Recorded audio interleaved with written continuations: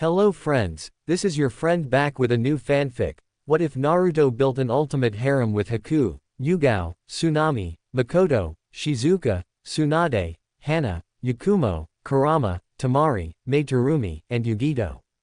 If you like this story, don't forget to like, share, and subscribe, and leave your thoughts in the comments. Now, let's start. Chapter 1. A young orange-haired boy unleashed his final assault upon his enemy as the sky turned dark black. This young man's name is Ichigo Kurosaki. However, while his enemy is dead, the consequences of unleashing the final Getsuga Tensho known as Mugetsu were grave. The attack used all his power, but his life is well, so unless he received some sort of divine intervention he would die, never to be reincarnated as he faded into oblivion. Little did he know that divine intervention is exactly what he would receive. As he lay there dying, all his friends and family are there with him. "Kurosaki-kun, please don't die," Orihime said with tears in her eyes. "I'm sorry Orihime, but I knew the risks when I used that attack to finish off Aizen. I knew this was a one-way trip for me, but maybe I'll see again in the next life." Ichigo, he said with a smile. Little did he realize just how true that statement was. "Kurosaki Ichigo, you have done the Soul Society and the world of the living a great service. I don't know how we can repay such sacrifice, but if it is within my power, please ask." The head captain asked, kneeling down to take Ichigo's hand in his as a comforting gesture. Ichigo coughed while squeezing the head captain's hand. "I can already feel my life fading, so listen to me, Gramps, and listen well. I want every single one in Central 46 that call themselves a government executed and removed from power. In their place, I want a truly noble governing body installed but watched over by the Gote 13 to ensure the mistakes of the past don't happen again. Next, I want the records of the Vizards, Kazuki, Tessai and Yoruichi wiped clean of any wrongdoing and their positions within the Seraite restored so they may return if they choose. Finally, watch over my friends and family for me and ensure that nothing like this ever happens again.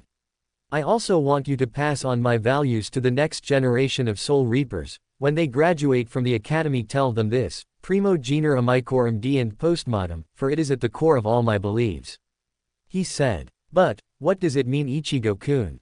Yukitake asked. Ichigo looked at him, forcing himself to remain conscious long enough to answer his question. "Family first, friends second. Then yourself," he said as the life finally faded from his eyes. The ones that took it the hardest were Yoruichi, Rukia, Orihime and his sisters. They were all openly crying at Ichigo's sacrifice. Just then, there was bright flash and a new person had joined the grieving party. Who are you?" a grieving Yoruichi asked. "Forgive me, young one. I couldn't help but notice this young man give his life for the sake of his friends and loved ones, and I just had to come down and pay my respects. It amazes me that he could generate that kind of power without even a proper Zanpakuto. Not only that, but to be so noble and self-sacrificing and without an arrogant bone in his body, such a unique quality that is rarely ever seen these days. Oh, where are my manners? My name is Amaterasu, primordial goddess of creation and the universe," she said. A collective gasp was heard all around as she introduced herself. "Now that we know who you are, why are you here?" Karen asked with tears in her eyes. "My apologies, little one, I came to collect his soul for reincarnation," the goddess replied. "But we thought the final Getsuga Tensho destroyed the soul of the user, so reincarnation wasn't possible," a shocked Ishin said with a raised eyebrow. "Normally you would be correct. However, when there is a noble sacrifice involved, I can override that," she replied, and with snap of her fingers, she collected his soul. "There we go, and now since that is done, one final bit of business, then I shall take my leave." "Wait, will we ever see him again? Kurosaki-kun means so much to everyone, especially me, Rukia and Yoruichi and his sisters," Orihime asked with tears streaming down her face. "I am sorry you will not see him again anytime soon, Orihime-chan. When you die, I will come to collect your souls and you shall be reincarnated into the same era as Ichigo-kun. Except for Yoruichi-chan, she is coming with me now," Amaterasu said. "Why me and no one else?" Yoruichi exclaimed with a panicked look on her face. Now Yoruichi-chan, calm down please. You do not realize this, but your title, Goddess of Flash, is actually quite appropriate, and not for your propensity to tease Ichigo-kun by parading around the house, but for your speed in Shunpo and because you have divine blood flowing through your veins. Did you know that the very first members of the Shihoin, Kuchiki, Kyoraku, Yukitake, Fan, Shiba and Yamamoto clans were demigods, and your clan is of my blood. It is why you are given the title, Sacred Armorers, as you guard all of the divine artifacts, but also your speed was inherited from my son and I as well as your own hard word. The first Shihoin was my son, his name was Jashiro as well as Captain Yukitake's namesake. His speed and mastery of Shunpo were worlds apart from your and Captain Soi Fan's. It was him that made Ho-Ho mastery a requirement to join the punishment force. I sent him here when he came of age and he started the Shihoin clan shortly thereafter. I do not have a last name, so he created the surname, Shihoin, because he thought it was cool. By all rights that makes me your great-grandmother 22 generations removed. Amaterasu said, only to receive a hug from Yoruichi. But what does that have to do with the rest of us? Soi Fan asked. That brings me to my final bit of business. Each of the clans I mentioned have 5 years to honor young Ichigo's dying wish, and after that I am bringing you back to the realm of the gods. We gods miss our grandchildren and we want you all back home with us. Isshinyu will inform Kukuku and Ganju about everything that has happened and move them to Karakura town with you, where I will pick all of you up in 5 years.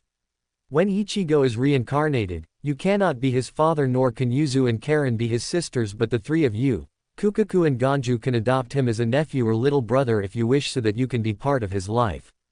As for the rest of you, I am sorry to say that because you are demigods of minor gods or gods that have already faded, you will not live long enough to see his reincarnation, but I will reincarnate you into someone close to him and allow you to leave his reincarnation a gift of your choosing. Yamamoto-kun, sadly you only have about 800 years left. I suggest within those 5 years you focus on making peace with my great-grandnephew Yuwatch and his Quincy's, inform Yuwatch has happened and give him this from me. This technique should help you enter the shadows of Soul Society, and she tapped his forehead, giving the needed knowledge. Goodbye everyone, I will see you in 5 years. She said, handing him a glowing golden orb before disappearing in a golden flash. 2 years later. Yama Jii, is it time to complete Ichigo's requests? Kyoraku asked. It is. It's just that, what I am about to do I wish I didn't have to. However, Lady Amaterasu demands it, so I have to. While I'm gone, I want you, Hana and Captain Kuchiki to execute the members of Central 46. He said, tapping his cane before entering the world between the Soul Society and the real world, the Shadow Realm. Halt. Who goes? A low-level Quincy shouted. I am Captain Commander of Gote 13 Shigekuni Genryusai Yamamoto. I have come on urgent business to speak with Yuwatch, please let him know that I am here. Yamamoto replied. Hi. Right away, sir, said soldier exclaimed before running to tell his master. My lord, a Shinigami has arrived and wishes to speak with you. It sounded urgent. The soldier said. Very well. Show him in. Yuwatch replied. Jugram, when our business is concluded, kill the Shinigami. Yes, your highness. Jugram replied. Doors to the throne room opened and every Quincy there was speechless to see who it was. Yamamoto. What are you doing here? Yuwatch exclaimed, drawing his blade. Hold, Yuwatch. I didn't come here to fight, was the captain's reply. Then why are you here? The Quincy king asked with a questioning but confused gaze. To make peace, of course, was his reply. Ha. You come here after 1,000 years. I expect me to believe you want, especially after our past history. I should kill you right now for your insolence. Yuwatch replied. You could, but then you would not hear the message I came to deliver. The aged captain replied as he tossed Yuwatch the orb Amaterasu handed him. The second Yuwatch touched it, a holographic message began to play. Hello Yuwatch-kun, I am fairly certain you know who I am, so introductions are not necessary. What Yamamoto-kun told you is the truth. He does want peace, so please listen to him. He speaks for me in this matter. I will see you in 5 years. Be ready to leave by then. I look forward to seeing you then. The hologram said and then disappeared. All of the Quincy's were shocked by this, so much so that they couldn't speak. The head captain actually chuckled when he saw this. Oh my, what's the world coming to? The great and powerful Quincy king is speechless. I hope that isn't a sign of the coming apocalypse. The head captain said with a mirthful grin. Ha, very funny Yamamoto. Now why are you here? I seriously doubt it was to deliver Lady Amaterasu's message then leave. Yuwatch replied. You are correct. You know me better than any of the other Quincy, and I know that you have been watching us since our last fight 1000 years ago, so you know that me asking for help from anyone is something my pride wouldn't allow, especially asking for help from you of all people, but that is exactly what I am doing. I need your help, Yuwatch. At this declaration, Yuwatch's eyes widened in shock. I must say, given our history, I am shocked, but at the same I am intrigued. Please continue. He replied. I have been given divine authority by Lady Amaterasu and the High Council to make certain changes to the Soul Society, changes that I always believed were needed but C46 would never allow, and that is where you come in. But before he could continue, Yuwatch interrupted him. You mean to say that Lady Amaterasu and the High Council gave you such authority? Why now and not 1000 years ago when the Soul King and C46 ordered our extinction? He asked. The Soul King began falling out of favor with the High Council after the Quincy's were ordered exterminated all those years ago, and recent events were the final straw. I assume you know of Aizen's treachery and the resulting war 2 years ago. Replied Yamamoto. I do. He killed C46 and fled with the Hogyoku and 2 of your captains. However, what does that have to do with why you are here? Yuwatch asked. Before the end and during the war we had reinstated C46, but I knew they were just in it for themselves, as did a brave young man named Ichigo Kurosaki that fought alongside us during the war. The war ended faster than we all expected, and young Kurosaki used a sacrificial technique which used not only his Ryutsu but his life force to attack Aizen and put him down for good. When it was over just before he died, he made 3 requests of us, all of which have been completed except one. The formation of a new governing body. Yamamoto replied. And you want me to be part of this new government of yours? Yuwatch asked. No, but I do need 6 of your Quincy's, preferably those of a high rank and station. The C46 always had 46 members, 43 normal members and 3 sages. Well, to honor Ichigo's dying wish we are forming a new truly balanced governing body. 6 Quincy's, 6 Arankar and 6 Soul Reapers, with one of each of those groups acting as a sage, so the new government would be completely impartial, acting in the best interest of keeping the balance of all 3 worlds. Yamamoto replied. Very well. I agree to your proposal and help you honor young Ichigo's dying wish. I will appoint Sternritters B. Jugram Hashwolf, X. Leal Barrio, E. Bambietta Basterbine, T. Candace Catnip, P. Meninas McCollin and D. Askin Nak Lavar. With Jugram acting as the Quincy sage. Yuwatch said. Agreed. Yamamoto said. That young boy must have meant a great deal to you for you to be here asking for my help. Yuwatch replied. Indeed he did. I never got the chance to tell him this, but I was proud of him and thought of him as a grandson, and not telling him is something I will always regret. He always did what was right even if it conflicted with the orders he was given, and while he never openly defied orders he always found a way to bend the rules and do things his way, damn the consequences. I always saw a bit of my younger self in him. It's a shame he had to die putting that bastard Aizen down. If he'd lived, I would have made him my successor. The head captain replied. Wow, if you think that highly of him, I am sorry I never got the chance to meet him. But, why all this talk of a successor? I thought surely you'd outlive all of us. Yuwatch said. You'd think so, but I don't have much time left. I'm old, Yuwatch. I was already 1000 years old when we had our fight 1000 years ago. That means I'm 2100 years old now. Normally, as the grandson of Kagutsuchi the god of fire, many generations removed, my own flame wouldn't hurt me and even help to regenerate me and heal my wounds, essentially making me immortal. But because of an adversary I fought long before I met you, I used my Bankai before I was ready and scorched my soul quite badly, and the price was immortality. I only have 800 years left, which is why I am here now asking for your help in honoring Ichigo's dying wish. When my business is concluded, I plan to retire and live out my remaining years in Takamagahara with my family, maybe teach young gods how to be warriors. He replied. We have an accord, Genryusai. I will send the 6 Quincy we agreed upon to pack their things and leave with you within 20 minutes. Yuwatch said, shaking Genryusai's hand. 20 minutes later they had all arrived back in Soul Society, and the first thing they were told was C46 had been executed. The members of the new governing body were waiting for them at the old C46 complex. Genryusai could tell his last 3 years in Soul Society were going to be interesting. If he only knew how right he was. 3 years later. In the 3 years since the new governing body took over, many changes were made. The biggest change that was made was that C46 was relabeled C18 to accommodate the new members. Amaterasu surprised everyone and deposed the old Soul King, promptly executed him and named Yhwach as his replacement as well as God of Souls, and since he used Quincy for the Royal Guard and the former Royal Guard were elevated in status to High Guardsmen of the Celestial Temple in Takamagahara. Any laws the old C-46 passed were repealed and thrown out and new more lenient ones put in their place. Amaterasu and the gods came and got their grandchildren 6 months earlier than expected. After that everyone lived happy lives. 7,395 years later in Takamagahara. Well, sister, has it happened yet?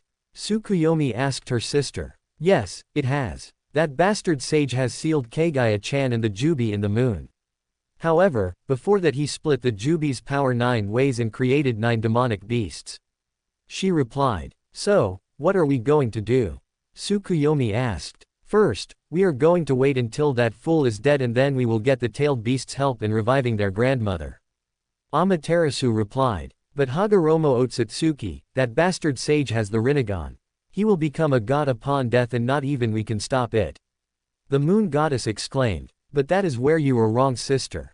Kagaya was goddess when she was sealed. She was granted divinity by me when she ate the fruit of the Shinju and adopted by me, which means the Rinnegan that Hagoromo used was a gift from the gods, a gift that he misused when he betrayed and sealed my daughter, his mother. Such betrayal cannot and will not go unpunished.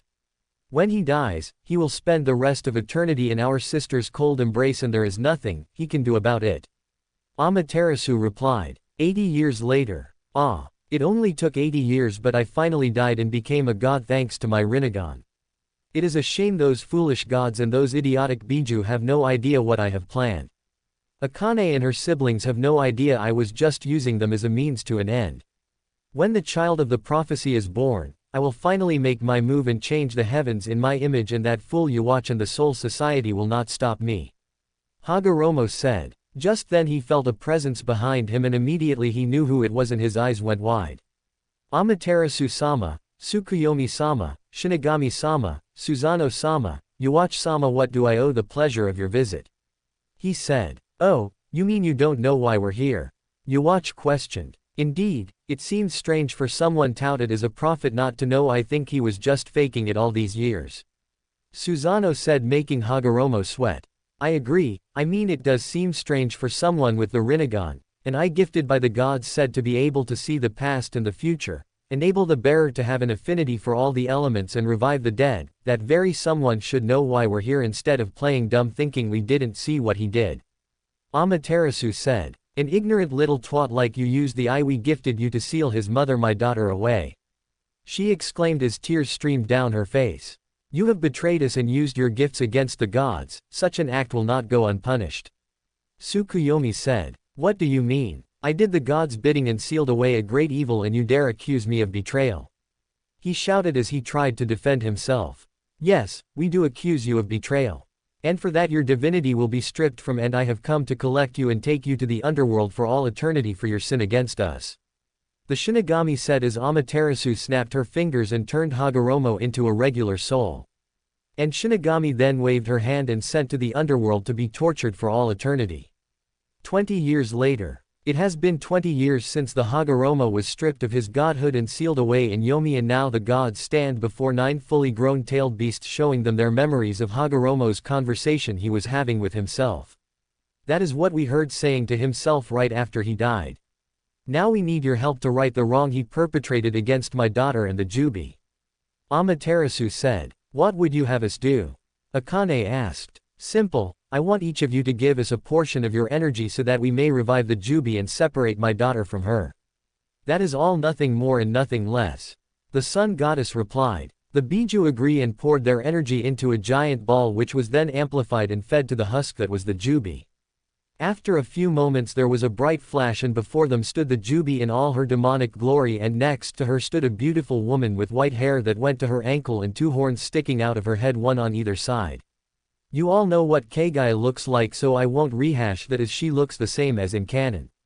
The Jubi was extremely beautiful herself, standing at 5 feet 9 inches tall, long flowing black hair that stopped just below her ass, and 2 gold slited eyes with 3 rings and 9 tomio 3 on each ring.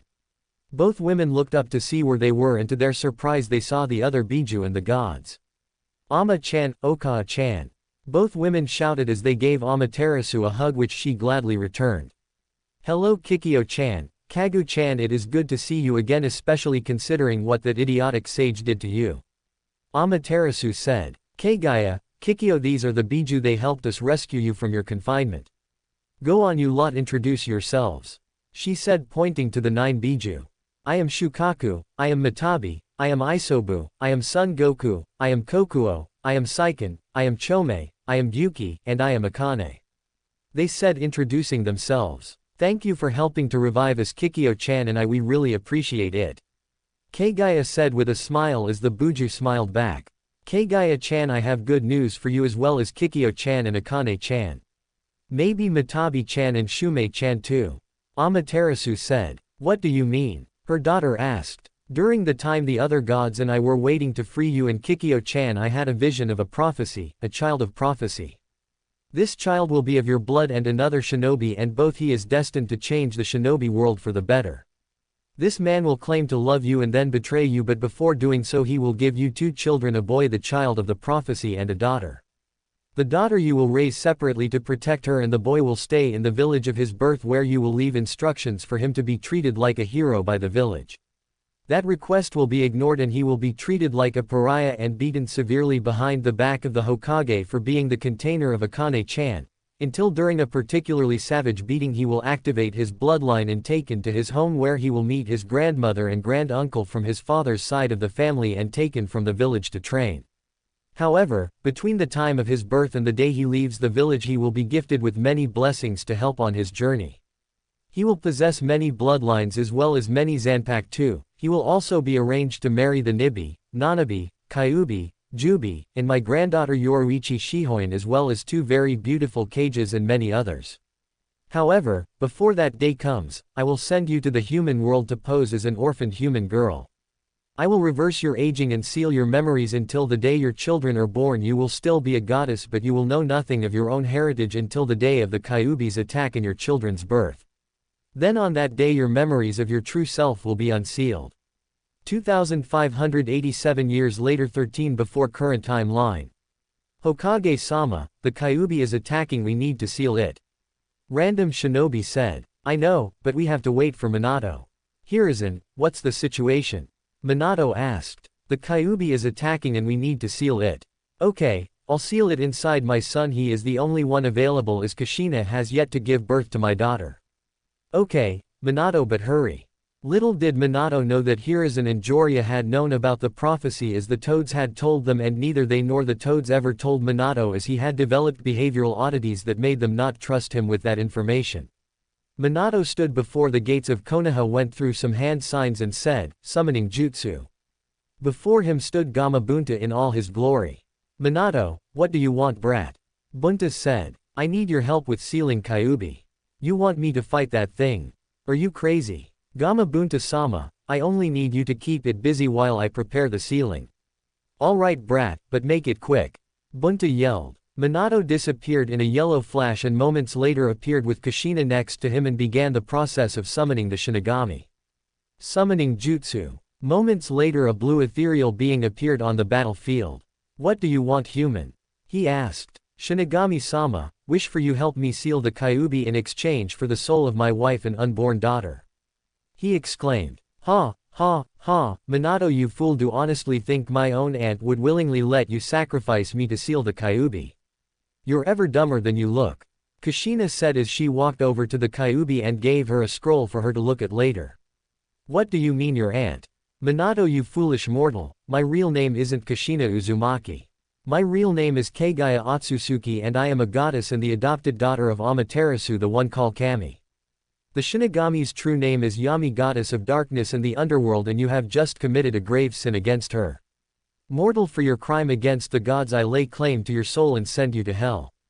Yami said as Minato's soul was consumed, leaving an empty soulless body behind. Shinigami removed the genjutsu cast upon the Kyubi and sealed her within little Naruto, placed a barrier around the little boy and took Kagaya to the realm of the gods.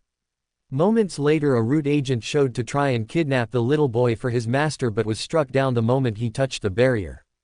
A minute later the Sandaime and Jiraiya showed up and took custody of the little boy. Sensei, I don't like this. I know Jiraiya-kun, but in this instance we don't have a choice. Here, take this scroll. It contains all of Minato's techniques and all agreements that he had with civilians, Danzo and Homura that I want out of the village. What agreements and what about Tsunade? Jiraiya asked. Minato had several agreements with Kakashi and the people I mentioned that upon his death he would leave them everything and leave his children. With nothing little did he know that because of him taking the Namikaze name he was considered a commoner, and when he married Kagaya he married into royalty, and the Otsutsuki absorbed all Namikaze assets, making him the Otsutsuki clan head in title only, meaning he had no right to give anyone anything with Kagaya's approval, so in essence he not only broke clan law but committed treason against the village and the Fire Country. Furthermore, as far as Tsunade is concerned, she is his fiancée, but I have no doubt that a root agent has recently been dispatched and informed her that Kagaya and Naruto are dead, so she won't return to the village. For now, Jiraiya-kun, I want you to maintain your spy network and I'll look after Naruto-kun.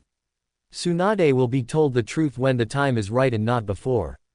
Now before Danzo or the civilians show up you need to leave, he said as Jiraiya nodded his head and shunshined away. Naruto-kun, I know the village will not honor your mother's wishes and the clans and myself will protect you as best we can, but your life will have a lot of hardships. I only hope you can show the mental fortitude to handle them all. Hiruzen thought, looking at the sleeping baby in his arms. Chapter 2. It has been 8 years since the Kyuubi was sealed inside an infant. Said infant's name is Naruto Uzumaki. We find young Naruto running down the street being chased by a mob of civilians and shinobi that hated him. Come back here, demon. Yeah, come back here so we can finish what the fourth started and send you to hell where you belong. The group of civilians and shinobi shouted as they cornered the little boy in an alley. Please stop, I didn't do anything to you. Why do you want to hurt me? An extremely frightened Naruto asked.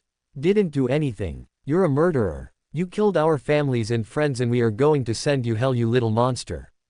A shinobi with gravity-defying gray hair wearing an Inu mask shouted as lightning coated his hand. Guess who? I didn't do anything. I don't know anything. The little boy exclaimed. That's right, demon. You don't know anything and you never will. The Inu masked shinobi shouted as he shoved his lightning-coated hand into the little boy's chest.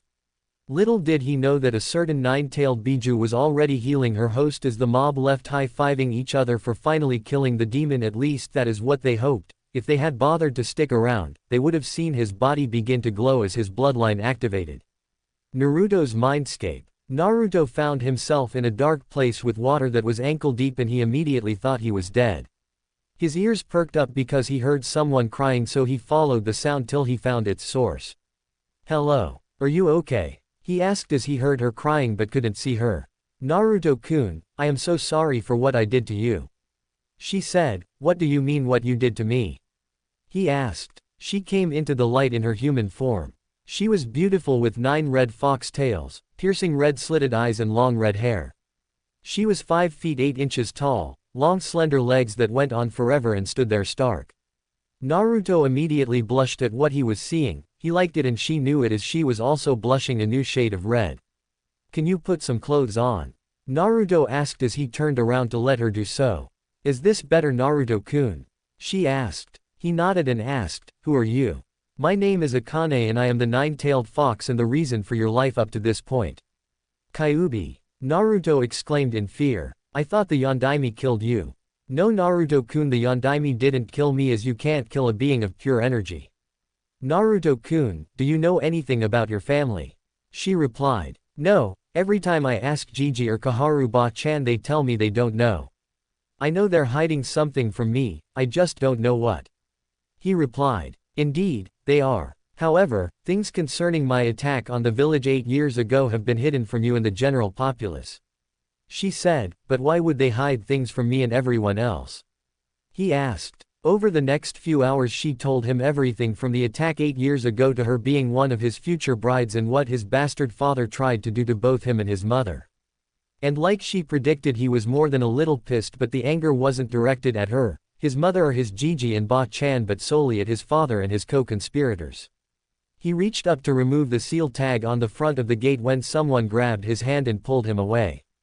Who are you? Naruto exclaimed. Naruto, my name is Minato Namikaze and I am your father. Everything the Kyuubi told you is a lie, the filthy beast must remain in its cage. Minato said with a malicious grin on his face which Naruto caught. Naruto promptly walked up to his father and kicked him square in the nuts, and when he hunched over he got a kick to the face. Minato may have just been a soul shard, but he was in his son's mindscape, so anything Naruto did to him still hurt like hell, as Naruto was the king of that world. Q-chan didn't lie to me. I would know if she did. You on the other hand are trying to confuse and take advantage of me, and I want you gone. Naruto said. You ignorant little demon, I made this seal, I control this seal, and I'm not going anywhere. Minato said as he stalked towards little Naruto. Akane didn't like it and tried everything she could to force that cage open so she could protect her future husband, but it wouldn't move an inch. When all hope seemed lost, there was a bright flash of light, and standing there in all her glory was the Shinigami. Minato immediately feared what was to come. Q-chan, it has been a while. Minato Namikaze, you have stuck your nose in the affairs of others for far too long, and it stops right now. She said, waving her hand, sending the final piece of Minato's soul to hell. Naruto-kun, your mother cannot wait to see you, and when you wake up and leave this village you will meet her and your godfather. I am sorry for what the village has done to you, my cute little maelstrom. She said, giving him a hug which he gladly returned. We will meet again, Naruto-kun. After that she disappeared. Q-chan, time to get you out of here, he said, ripping off the seal. Naru-kun, when you wake up, we will talk further. We have much to discuss, Akane said as she disappeared. Outside, the Hokage arrived and saw the carnage around him, and his eyes immediately looked to the center of the destruction as a bright light lit up the alley. Naruto, what have they done to you, my boy? You have done nothing to deserve this, he said as 4 more flashes lit up the alley. Who are you? He asked, demanded. We are people concerned for the safety of little Naru-kun, considering what just happened to him, and we have much to discuss, but not here, someplace more private. One of the cloaked figures said.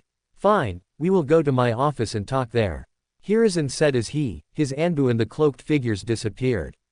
Now who are you and what is your interest in Naruto-kun? He demanded. Very well, we have come for the purpose of taking him away to get trained. I am Midoriko Uchiha, Minato's mother and Naruto's grandmother. This gentleman next to me is Madara Uchiha, my brother and his grand-uncle. This beautiful woman to my right is the Jubi no Okami, also known as Kikyo Otsutsuki, the 10-tailed wolf and one of Naruto's fiancés, and finally the beautiful red-haired young lady to her right is Akane Otsutsuki, also known as the 9-tailed fox, also one of his fiancés. Midoriko said. Hiruzen and his Anbu had their jaws on the, and not more than a minute after introductions were made, Midoriko threw a kunai into the far left bookcase, and everyone watched as a blank masked Anbu fell out as everyone looked at her with amazement. What? I did say that we had to talk in private, didn't I? Having one of Danzo's roots spying on us is anything but private, she said as Naruto began to stir. If I may, would it be alright if I sent for others that care for Naruto? Hiruzen asked the female Uchiha, getting a nod. Neko, would you get me Elder Kaharu, Kurenai, Anko, Hana Inuzuka and the clan heads and remove your mask when you return? He said. Yes, Hokage-sama, she replied. A few minutes later she returned with the mentioned individuals and removed her mask. What's the deal, old man? I was just about ready to go to sleep. Anko, before looking over to the corner and seeing Naruto lying there with a fresh circular scar on his chest. Old man, what happened to him? She questioned, making her way over to her favorite little prankster with tears in her eyes as she ran a hand through his platinum bond-streaked blood-red hair. Judging from that circular scar, I think you know what happened to Anko-chan. He replied, seeing the look of righteous fury in her eyes. Kakashi, that bastard. When I get my hands on that ignorant, he'll be lucky if I leave him alive, let alone able to have kids. She screamed as all the men in the room flinched. Calm down, Anko, we'll deal with him later, or let Naruto-kun later on when he's strong enough. Right now, though, we have other matters to attend to. Hiruzen replied. Like what, Hokage-sama? Hiyashi replied. These people wish to take Naruto-kun out of the village for training. He then explained who they were. So, you're the ladies his mother told us about. Madara said. Is Kagaya-chan okay? Kurenai asked. Yes, she is. She was severely weakened after giving birth to Naruto and his sister and had to spend all these years in the realm of the gods, but she is fine. However, she is extremely pissed at what this village has done to her son and has said that the ones responsible will pay dearly for it even if it means turning all of Konoha into a smoldering crater. He replied as Naruto woke up. Gigi, what's going on, and why am I not dead? He asked. Naruto-kun, good to see you up my boy. How do you feel? Hiruzen asked. I'm fine, angry but fine. He replied. Hiruzen flinched at that statement, hoping his surrogate grandson wasn't angry with him for lying to him all these years, as a happy shout rang throughout the room. Akane-chan. Kaharu-ba-chan. Naruto shouted as gave them both hugs. Naruto-kun, are you okay? Kaharu asked. No, I'm not. Stupid villagers were being mean to me again. He shouted. Just because Kyuubi was sealed inside me doesn't mean they should hurt me. He said with tears in his eyes. I know, kiddo. But you're here and you're okay, and that is all that matters. She said as she hugged him tight. Everyone who saw this was smiling and started tearing up as they watched the touching scene before them. Gigi, who are these other people and why are they looking at me like they know me? He asked. His Gigi went into the long story about who the newcomers were and how he had standing marriage contracts with the other young ladies when he came of age courtesy of his mother. Naruto also found out about his mother, what happened to her and why she wasn't there, and surprisingly he wasn't mad. He was also told of his father's treachery against him and his mother and immediately hugged his grandmother. Midoriko-ba-chan, I'm sorry dad hurt you, and Ka-chan. He said. It's okay Naru-chan, he got what was coming to him. She said, your mother can't wait to meet you, neither can your sisters. His eyes went at that statement. My Ka-san, and my sisters.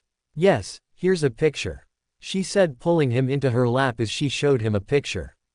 See, this pretty lady here with the white hair is your mom Kagaya, the other young woman with long black hair is your stepsister Naruko, and the little girl with long red in a ponytail is your little sister Natsumi. She said, who are these people? He asked. Well, let's see. The tall and short young ladies with black hair are your aunts Karen and Kukuku Shiba, and the one with auburn hair is your aunt Yuzu, the man next to her is your uncle Ishin. The woman next to him is his wife and your aunt Masaki, the woman next to her with black hair is your cousin Soifun, and finally the woman next to her with long purple hair is Yoruichi Shihoin, one of your fiancés. She replied. She's pretty. He replied with a noticeable blush. Indeed, she is. She replied with a chuckle. Madara, who had left the room with an ANBU to get Naruto's things, had just returned. Naruto-kun, are you ready to go? We have a lot of training to do and you have family to meet. He said. Madara, how long will you be gone? Hiruzen asked. We will be gone for 6 years so he can take the academy graduation exam when he returns. However, before we leave, we are first making a quick stop at Otsutsuki Manor. Any of you who wish are welcome to join us. He replied. Hokage-sama, I have a gift for you and Kaharu if you'll allow me. Akane said, getting a nod in response. Because the two of you cared for Naru-kun as much as you did, I wish to reverse your aging back to your prime. She said, touching their shoulders as a red glow lit up the room. When she was finished, Kaharu and Hokage looked to be in their early 30s. After show and tell was over, everyone except Kaharu and the Hokage said their goodbyes and went back home, while the remaining two followed Naruto and his family to Otsutsuki Manor. Once there, everyone was led to the weapons vault where they saw katana lining the walls. Kaharu, Hiruzen, as a reward for your dedication and caring towards my nephew, you each are permitted one blade from this room. However, do not try to force a connection. These swords are sentient and they will make the choice based on your own abilities. In fact, some of these blades can even bestow upon their chosen master a Kekkei Genkei if the right elemental affinities are present, so just walk throughout the room and if you hear a name being said, speak it aloud so a connection can be made. Madara said as they began to walk around the room. It wasn't long before Kaharu had her chosen blade as said blade approached her, the handle crackling with lightning. Blow my enemies away, Urashi no Ojo, Storm Princess, she intoned as she collapsed as her lightning and water affinities enveloped her bodies. Next it was Hiruzen's to choose his blade. He had extremely high affinities with fire and earth, so any blade he received would probably be an earth blade, fire blade, or a combination of the two. Like Kaharu, a blade lit up a bright reddish-orange color and presented itself to him. Smother all of creation in molten rock, Kazan no Kami, volcano god, he intoned, and shortly after he collapsed just as Kaharu did. Madara Oji-chan, are Gigi and Kaharu-ba-chan okay? Naruto asked, giving his uncle a pleading look. With a smile and a ruffle of his nephew's hair he said, "Yes Naruto-kun, they are just fine. The act of being chosen by their blades has given them both a kekkei genkei, and while their bodies get used to the changes, they are unconscious to prevent them from feeling any discomfort due to said changes, but they should wake up any minute." "Will that happen to me?" Naruto asked. "No kiddo, it won't. It isn't needed, as the kekkei genkei you activated earlier this evening gives you access to those bloodlines and several more like it." Madara replied. "While we wait for them to awaken, why don't you go and pick your own?" Naruto nodded and ran off. A few moments later Naruto returned with 7 blades cradled in his arms. "That was fast," his uncle said. "Was I supposed to be slower? Did I do something wrong?" Naruto said. "No Naru-kun. Your uncle just means that no one has ever done that as fast as you." Akane said. "Which blades chose you?" "Let's see, the big black one is Zangetsu ni, the Daisho pair is Kaden Kyokutsu-chan, the short sword with the tassel at the end is Benihime-chan, the red one is Senbon Yum-chan, the Wakizashi is Ryakatse-chan, the ice blue blade is Kori no Ryu or Kori-chan, and the last one is Ten Hai no Tori, Heavenly Fire Bird, or Tori-chan," he said with a grin on his face. "You don't do anything half-assed, do you, Naruto-kun?" Madara asked with a smile. "I guess not," the boy replied with a foxy grin. About that time Hiruzen and Kaharu woke up. "Gigi. Kaharu ba-chan. Are you okay?" he asked. "We are just fine Naruto-kun. We just had a lot of training to do and our new swords had a lot of information to pass on to us, just as yours will for you," Kaharu said as they all left Otsutsuki Manor and headed back to the Hokage's office with Hiruzen and Kaharu under a henge. "Madara, when I see you all in 6 years, I expect Naruto-kun to be a fine young shinobi, and Naruto do everything they tell you and come back to us a strong young man," he said. "Okay, Gigi." Naruto gave him a hug and disappeared with his family. "Hokage-sama, I have marriage contracts for Yugao Azuki, the Yamanaka clan, Suman Hana Inosuka, Kurenai, Enko and the Hyuga clan that I wish to file with this office at their request between themselves and Naruto's clan the Otsutsuki. These contracts have been signed by the parties involved and Naruto's mother Kagaya Otsutsuki and witnessed by myself," Kaharu said. "Very well, they have been so entered and until further notice they will be kept under lock and key." "Hi, Hokage-sama," she replied. Chapter 3. Naruto-kun, I know you are wondering why your father isn't held in very high regard with your grandmother and your Gigi back home. It is because Minato and his father did some very bad things," Madara said. "Like what?" Naruto asked. "Naru-chan, Minato's father, your grandfather, was a deceiver and a liar. When he saw that I was an Uchiha, he used a fuinjutsu to cast a powerful genjutsu on me called Jigoku no Yona Sakai non, or Nirvana of a hellish worldscape. He did this to restart the Namikaze clan with Uchiha genes to be the ultimate clan of fuinjutsu users. However, what he didn't realize is that the Uzumaki and Otsutsuki would always outclass him in the areas of fuinjutsu and kenjutsu. When your uncle came to check on me, he saw that I was happy, so he left me alone, but, in my head, I was screaming for him to come back and release me from this hell," Midoriko said, stopping as Madara took over. "Naruto-kun, I left at first thinking everything was alright, but soon after came back as my instincts were screaming at me to return. When I did return, she had just given birth to a boy. I saw a seal on the back of her neck and immediately I knew what it was. Soon after, I killed almost every member of the Namikaze clan while they slept and removed the seal on your grandmother's neck and awoke her from the genjutsu. I was immediately wrapped in a hug as she was overjoyed to see me and she refused to let go. It was sometime later that all her memories returned and we learned what that bastard Namikaze did to her," Madara said. "Kato, that bastard. Not only did he cast that genjutsu on me, but I was forced to watch from inside my own mind as he raped me and forced me to carry his spawn. When your granduncle arrived, he used his fuinjutsu knowledge, which was on par with Akashi Uzumaki, his mentor in fuinjutsu and head of Uzumaki clan at that time, to permanently seal any chance of Minato unlocking the Sharingan. I didn't want that bastard Kato to get the satisfaction of thinking he accomplished his goal.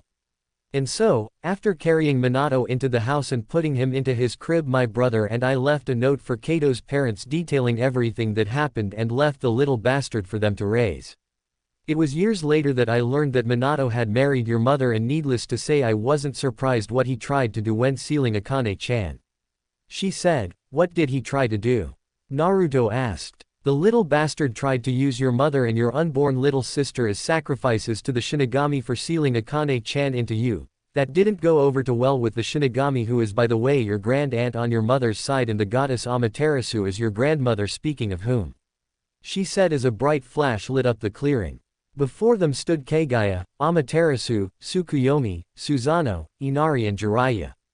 "Ka-chan," Naruto shouted as he ran to hug his mother. "Sochi, I missed you so much. I'm sorry I couldn't be there for you growing up, but giving birth to you and your sister and dealing with your idiot father's machinations was extremely tiring.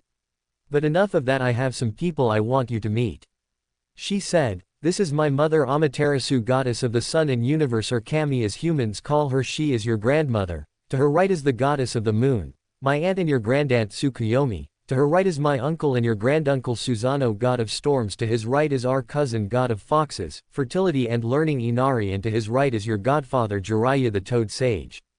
As she finished the introductions, the rest of his family all gave him hugs, which he joyfully returned, and gifts. The gods each gave him their blessing, and Jiraiya gave him a scroll. "Jiraiya Jii-chan, what is this?"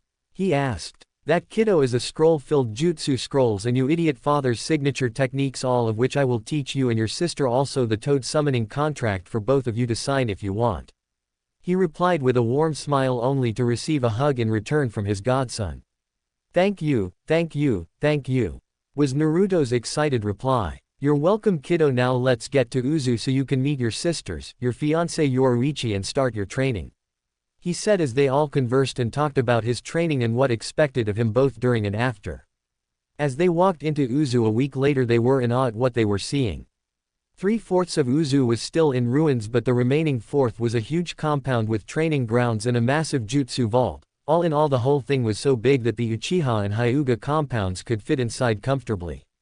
"Oni-chan!" A gleeful shout was heard as they walked into the compound, as Naruto was soon tackled to the ground. The little girl soon looked up with a big grin on her face as Naruto soon realized who she was. "Natsumi-chan?" he asked, unsure. "Hi, Oni-chan," she replied as Naruto hugged her for dear life. Once the two were acquainted, Yoruichi introduced herself and hugged her fiancé, which was happily returned. Soon after, Naruto introduced herself as well as the other members of his extended family from the picture he was shown, and then they got to work discussing his and his sister's training. "Naruto-kun, you and Natsumi's training will look something like this," Madara said, holding up a chart. Year 1. Physical conditioning. Chakra control. Year 2. Chakra control and physical conditioning with weights starting at 20 pounds on each limb. Gravity and resistance seals at level 1. Ninjutsu, genjutsu E.D. ranks. Fuinjutsu. Kenjutsu, Zanjutsu, basically the same thing I know, but in this instance two different styles, one passive and one aggressive. Kido. Taijutsu.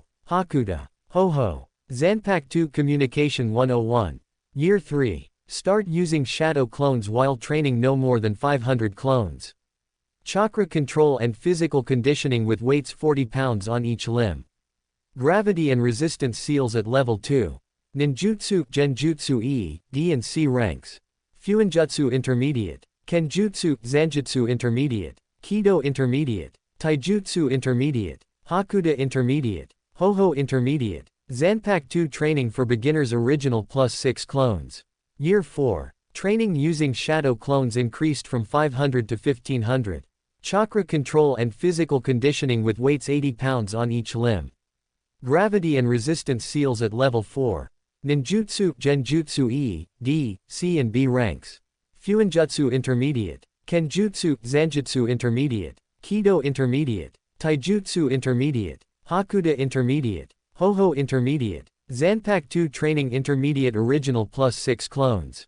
Year 5. Training using shadow clones increased from 1500 to 5000. Chakra control and physical conditioning with weights 160 pounds on each limb. Gravity and resistance seals at level 5. Ninjutsu, Genjutsu E.D., C, B, A and S ranks. Fuinjutsu Expert. Kenjutsu, Zanjutsu Expert. Kido Expert No Incantation. Taijutsu Expert. Hakuda Expert. Ho-ho Expert. Zanpakuto 2 Training Expert Original only with all 7 blades. Year 6. Training using shadow clones increased from 5,000 to 10,000. Chakra control and physical conditioning with weights 320 pounds on each limb. Gravity and resistance seals at level 7. Ninjutsu, Genjutsu Master E, D, C, B, A, S and SS ranks. Fuinjutsu Master. Kenjutsu, Zanjutsu Master. Kido Master no incantation able to keep power output constant. Taijutsu Master. Hakuda Master. Ho-Ho Master. Zanpakuto 2 Training Master all 7 blades. Everyone heard a whistle and turned to Jiraiya. That's crazy Madara. Don't you think that is a little extreme? He said. Not really, since he already promised to come back strong. Not to mention the fact that he needs this kind of extreme training to master his Kekemora Dojutsu the Ryugan in all its variants. Madara replied. Madara G-chan. What's the Ryugan? Naruto asked. Well Naruto-kun, the Ryugan is a variant of your mother's Rinne Sharingan and you activated it during your last beating at the hands of the villagers but you cannot control it. Ryugan means Dragon's Eye and it possesses the powers of not only the Rinnegan but also the Sharingan and the Byakugan as well. It even has a Mangekyo and Eternal Mangekyo form like the Sharingan and the Byakugan, and your sister Natsumi has her own variant as well, or she could get your mother's Rinne Sharingan. He said. Wow. Enough talk, let's get training, old man. Naruto shouted as he and his sister ran off to the training ground like a couple of speeding bullets from a gun, causing everyone to laugh and follow. Everyone knew the next 6 years would be more than a little interesting. 5 years later, Naruto and Natsumi's training had gone better than everyone hoped. Instead of taking the full 6 years to master what the others had to teach them, they did it in 5 and spent the rest of the final year traveling and refining everything they learned before making their way towards Hinokuni and Konoha. He and his sister not only mastered their bloodline, which in Natsumi's case was the Rinne Sharingan, but they almost mastered their Zanpakuto as well. In Naruto's case most of them, he had mastered Zangetsu, Senbon Yume, Kaden Kyokutsu, Benihime and Kori no Ryu. Ryukatse and Tenhai no Tori had told him that due to the fact that they were the most powerful multi-elemental and fire elemental blades in existence, mastering them would take longer, at least another year and a half, but it largely depended on him. But they were honestly unsure due to the fact that his powers had not yet matured to the point where they could gauge them properly, which he was fine with, saying he wasn't in any hurry, that he was strong enough for now. He had figured out some tag team techniques with his sister, using his wind element technique combined with Natsumi's Tobiyame to make them all more powerful, which they were both giddy over. During their training, Naruto and Natsumi were given many contracts to sign: the Toads by Jiraiya, the Fox contract by Akane, the Tiger contract by their mother, the Wolf contract by Kikyo, and finally the Dragon contract by Susanoo. To say that they were ecstatic would be an understatement. They were elated to know that 4 of the 5 contracts they signed were 4 of the 5 legendary contracts that only the most worthy were allowed to sign, with the only one missing being the Phoenix contract, which they vowed to find and sign. Now normally one person, let alone 2, wouldn't be allowed to sign so many contracts due to contractual conflicts, because only one contract can be signed by one person at a time. But because of their bloodline and being the offspring of Kagaya Otsutsuki and the grandchildren of Amaterasu and the niece and nephew of so many others, the summons already saw them as worthy summoners. As such, each of the boss summons gave them each a tattoo that could be used instead of using hand signs. Flashback no Jutsu. Natsumi, Naruto, come here for a second. Jiraiya called out. Hi sensei. They replied and came running. Good, now. You two have done so well that we've decided to give you summoning contracts, but not just one, you're getting 5. From me you're getting the Toad contract. From Akane you're getting the Fox, and as Akane has already given her permission, being the boss, she is allowing you to sign the contract. From your Kikyo you're getting the Wolf contract for the same reasons as Akane. From your mother you're getting the Tiger contract, and from your uncle Susanoo you're getting the Dragon contract. The first contracts they signed were the Fox and the Wolf to get them out of the way when a large cloud of smoke appeared. Who dares sign our contracts with another contract signed? 2 voices bellowed. We do. I am Naruto Otsutsuki and this is my sister Natsumi. Naruto replied. Otsutsuki as in Kagaya Otsutsuki? The Wolf asked. The very same. Natsumi replied. They looked up and saw their bosses standing there. Akane-sama. Kikyo-sama. What are you doing here? We have been looking for you for years.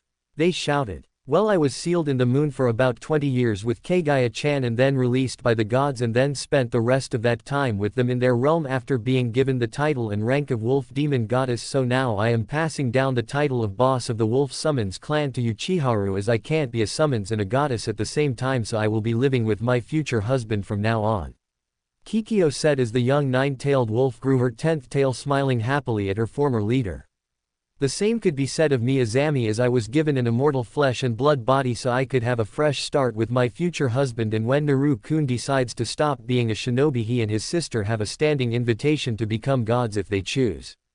That being said, I am giving you your 9th tail and passing on my title and seat as the boss of the Fox Summons clan to you. Congratulations, Zami-chan. Akane said as a bright light lit up the area as Azami grew her 9th tail, but something else happened that no one was expecting. As Akane gave Azami her 9th tail, the god of foxes decided to give Akane her 10th tail. This had never happened before, as there had never been more than 2 Jubi, let alone 3. Akane was the 10-tailed vixen in Naruto due to being Kagaya's son and Akane's jinchūriki until recently, and who also had demonic and divine blood since birth like his sister was the Jubi no Yoko. But that was something both he and Akane were going to keep under wraps until the right time, or until they got back to Konoha and use it to really with people for shits and giggles, whichever came first. Azami and Chiharu looked at one another, nodded their heads, and then looked at Naruto and his sister.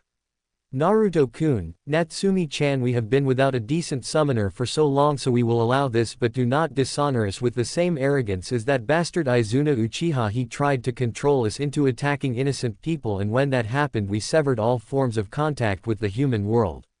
Do not disappoint us, young ones, understand? Chiharu said in her wolf form, towering over him and Natsumi as she grinned, showing all her sharp bright white teeth.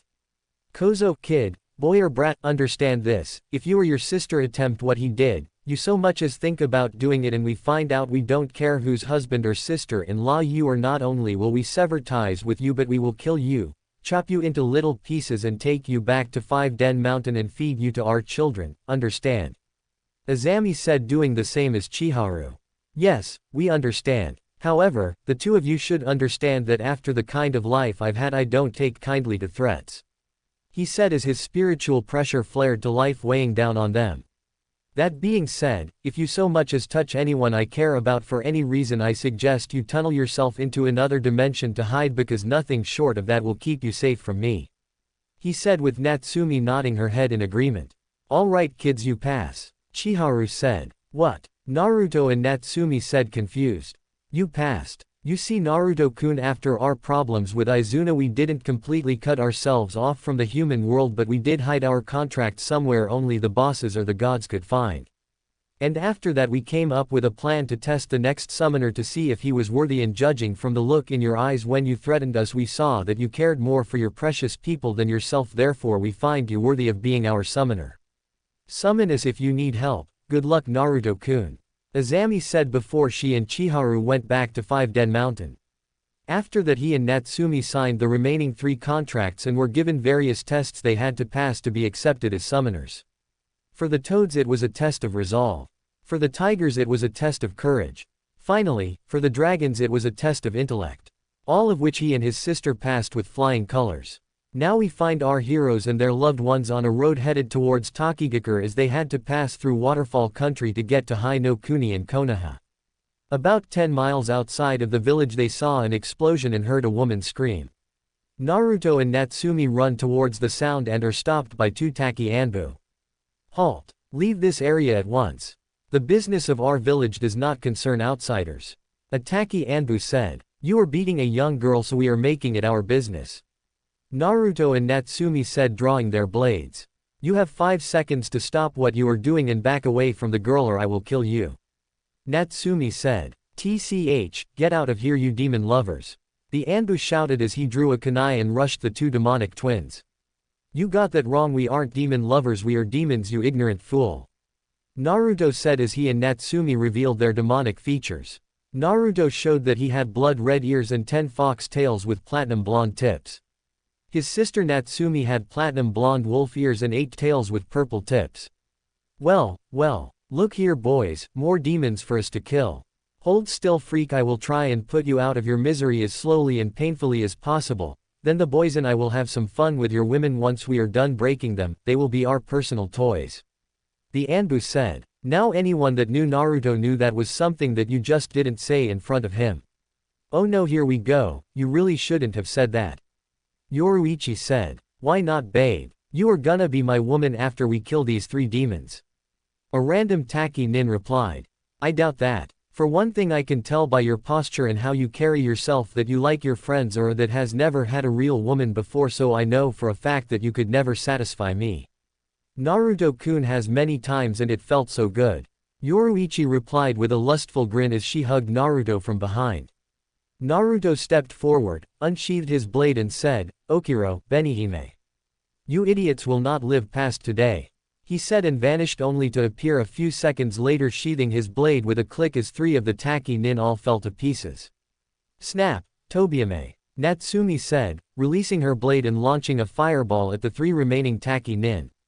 Futon, Datapa, she said as the wind combined with Tobiame's attack caused an explosion that turned her enemies to ash. They then walked over to the young woman that was being abused. Excuse me, miss, are you okay? He asked. She instantly backed up screaming, no, stop. I've done nothing wrong, don't hurt me anymore. Hey, relax. I won't hurt you. Come on, let's get you looked at and get you home.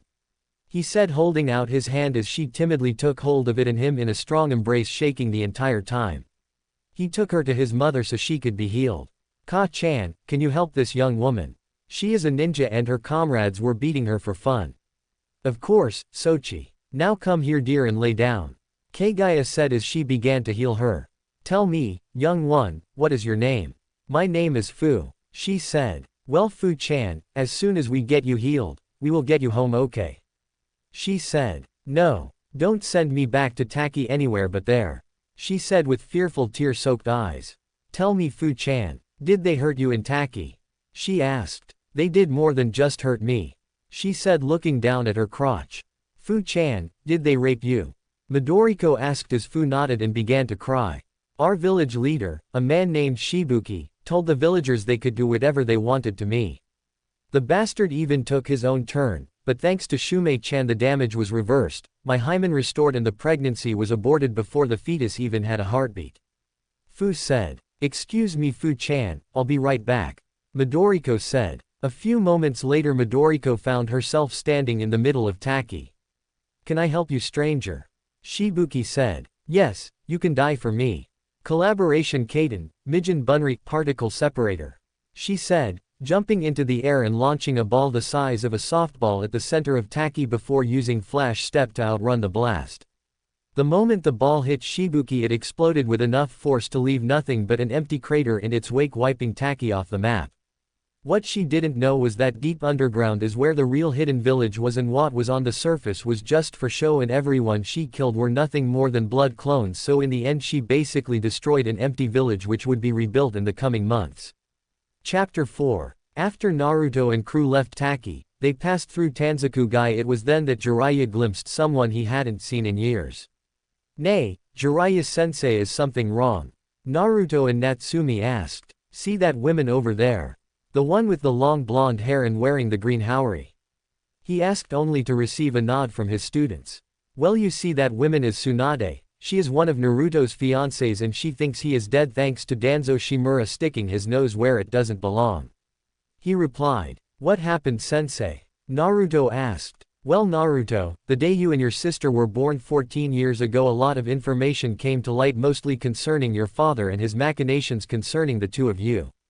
Anyway, once the Nine Tails was sealed, Danzo sent one of his rude Anbu to Tsunade and his fiancée in Kiri, a beautiful woman named Mei Terumi, to inform them that you were dead, also he could turn you into a weapon, as he felt a jinchūriki had no right to a family or happiness. Needless to say, I was pissed. He even tried the same tactic against my daughter, but I kept her in the loop so she knew it was complete bullshit, and about a year ago I contacted Mei and told her as well as the Kiri civil war had ended, so now she knows as well, but I did tell her to play it off until she comes to the Chunin exams in Konoha in 6 months, so don't be surprised if she walks up to you and sticks her tongue down your throat.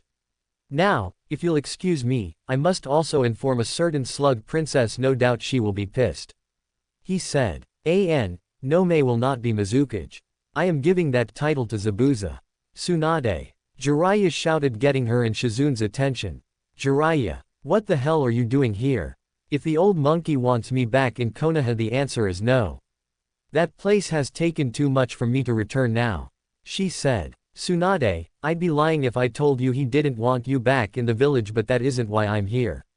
I am here today to speak with you and Shizune privately, it is important. He said in a tone that gave no room for argument as Tsunade showed him to her hotel room with Shizune and Tonton following close behind. As they entered Tsunade's hotel room, they all sat down around the table. All right, now talk, Tsunade demanded. Very well, but first I need the two of you to understand that Sensei and I kept many secrets from you, not because we didn't trust you, it was everyone else we didn't trust. He said, handing her a scroll. As she and Shizune began to read, her eyes went wide. Are you serious, Jiraiya? Minato tried to use his own children as a sacrifice to the Shinigami, but why his children, especially our Naru-kun, were already dead, so what would the Shinigami want with dead children?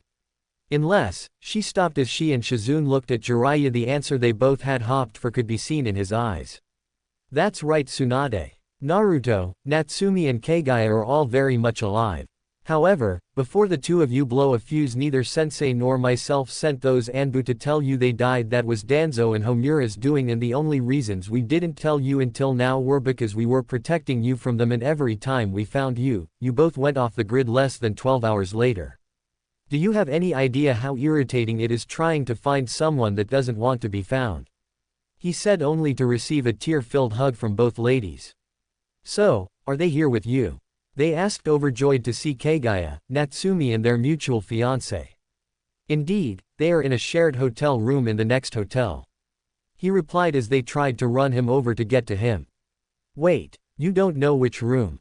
I'll take you to him. Jiraiya led them to the room and opened the door and was about to usher them in until Tsunade pushed her way past him and immediately locked eyes with Kagaya.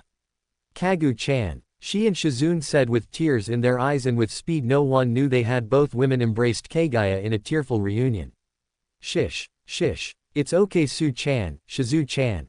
Kagaya said. No, it's not. If only we hadn't believed those wrinkled old prunes, we could have been there for Naru-kun and Natsumi-chan, but we weren't, and he suffered for it, and I don't know if he will ever forgive us. Tsunade said. Well, Su-chan, Shizu-chan, why don't you turn around and ask him? Kagaya said. As she and Shizune turned around, as Naruto and one of his shadow clones planted a very long loving kiss on both Tsunade and Shizune, receiving a lustful moan from each woman. Does that answer your question, Su-chan, Shizu-chan? The two of you thought I was dead thanks to Homura and Danzo. I cannot now nor ever blame you for their stupidity. Now I believe my sister is waiting for her turn at a hug. He said as his sister threw him out of the way and did the same with her clones, only brought the two into a vice-like hug, which the two older ladies gladly returned. Well, Tsunade, now that you and Shizune know the truth, will you return to Konoha or stay here wallowing in self-pity? Jiraiya asked. No, we are going home. Tsunade said. They all packed their things and made the return trip to Konoha. 5 hours later, a mile outside Konoha's west gate. Su-chan, what will you and Shizune-chan do when we get back to the village? Natsumi asked. Well, the old monkey will most likely ask me to be Hokage, and I will agree. That way I can be close to my Naru-kun and keep the vultures away from him. She replied. Su-chan, there is something you and Jiraiya don't know. Hokage Gigi and Kaharu Ba-chan had their aging reversed by Akane-chan, so now they are back in their prime, so that is unlikely, at least for now. Naruto said. Wait, so those two are 10 years younger? She asked. Try 30 years younger. Akane said. I didn't know you could do that, Akane-chan. Tsunade said. Well, there is a lot of things demons can do you didn't know of, especially me as the 10-tailed vixen and the Queen of Foxes and future Queen of Demons. She replied. Wait, so you're the Queen of Foxes and future Queen of Demons? How does that work? Shizune asked. Quite simple. Naruto is King of Demons by virtue of being Kagaya's son and a 10-tailed kitsune himself, and when he marks me as his mate, I will be the Queen of Demons, as will Kikyo, Shizune yourself, and anyone else he is engaged to. Akane replied with a grin. Just then they reached Konoha's gate and were confronted with Izumo and Katetsu, Konoha's Eternal Gate Guardians. Jiraiya-sama, Tsunade-sama, you've returned.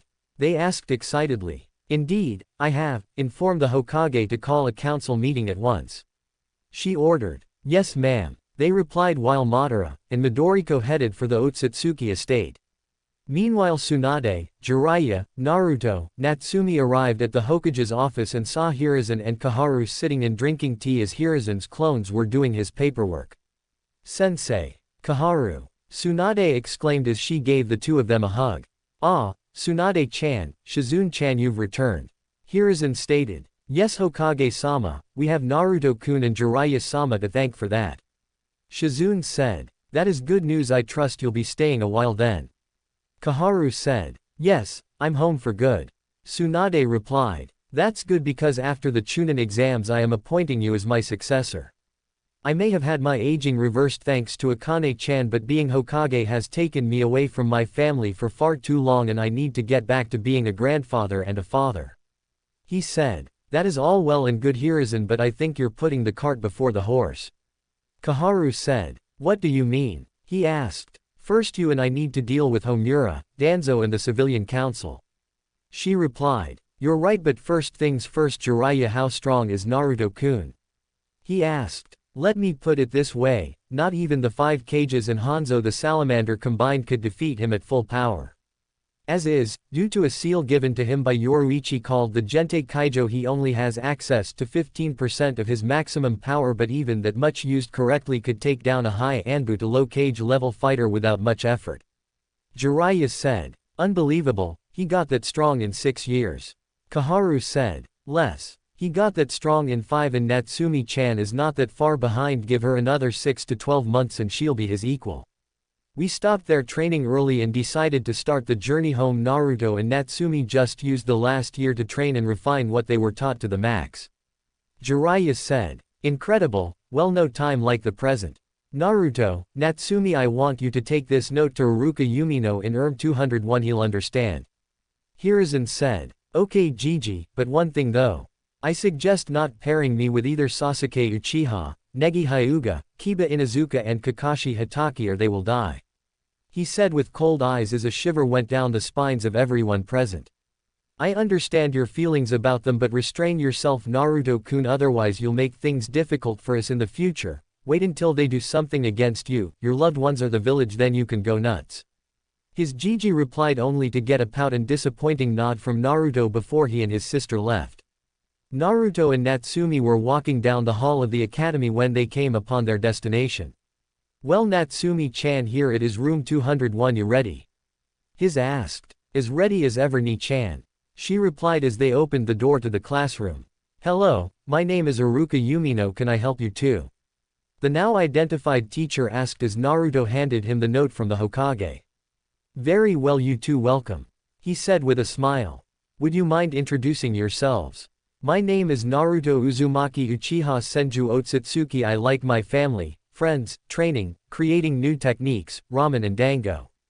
I hate arrogant fools, most of the civilian and elder council as well as most of Konoha for ruining my childhood.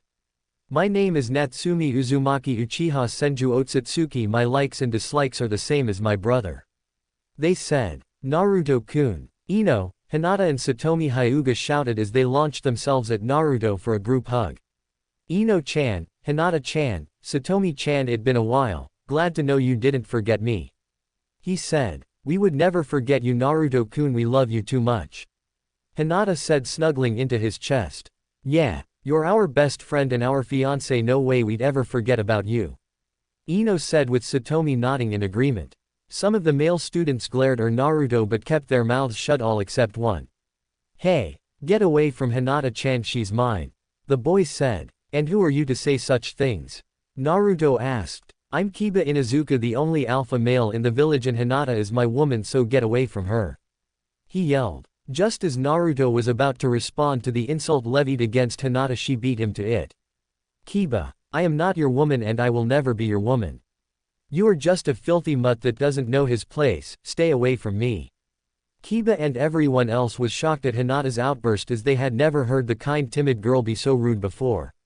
Just as everyone had gotten over their shock, Sasuke decided to make his presence known. "If you won't give Kiba a shot with you, how about me? You're strong enough to help me rebuild my clan," he said with an arrogant smirk. Sasuke, if Hinata wouldn't give Kiba a shot, it's doubtful she would give an arrogant little snot like you one.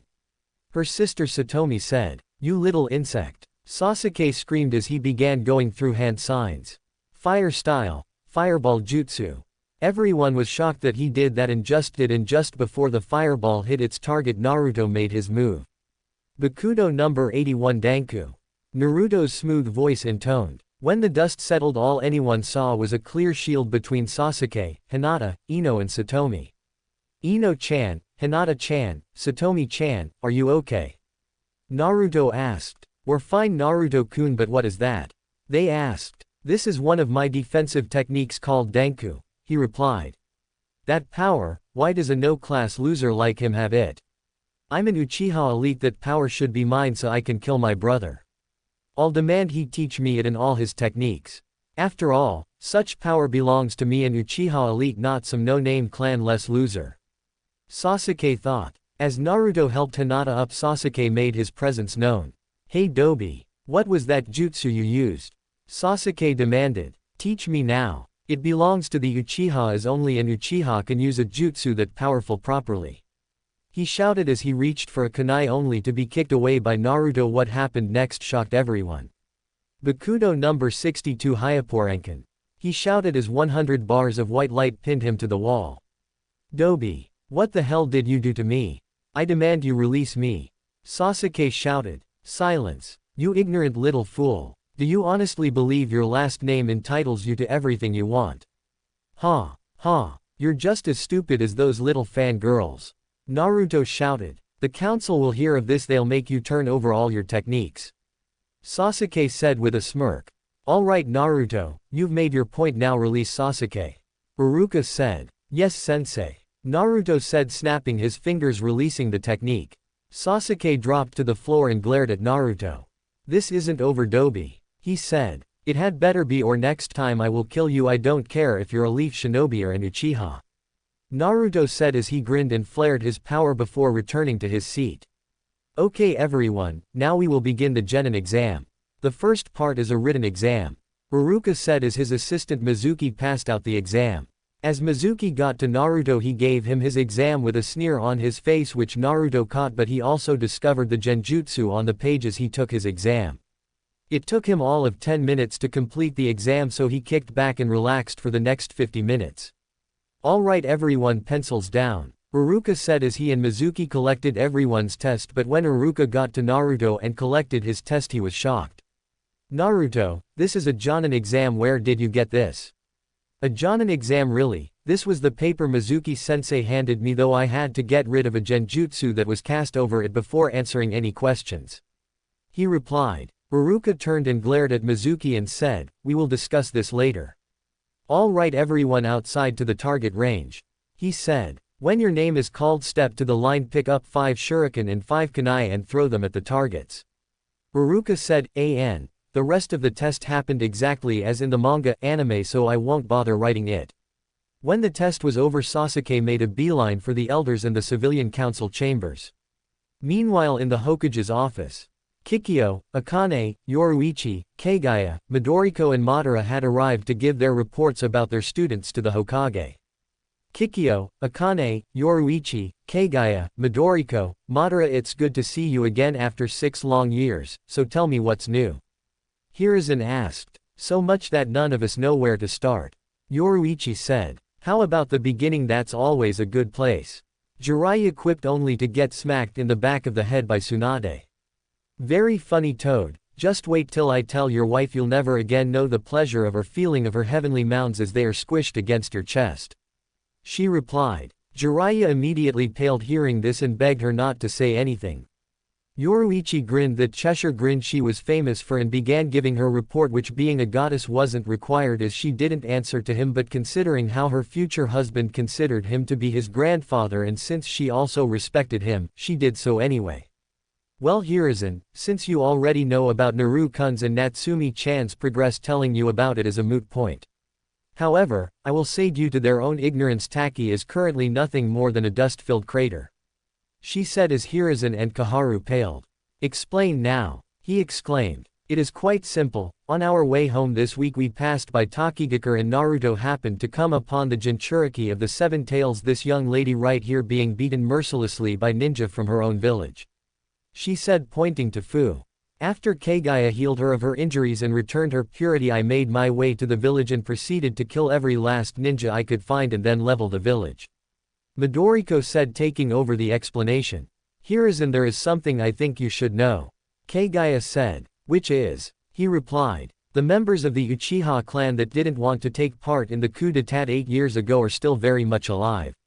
She said, shocking everyone there.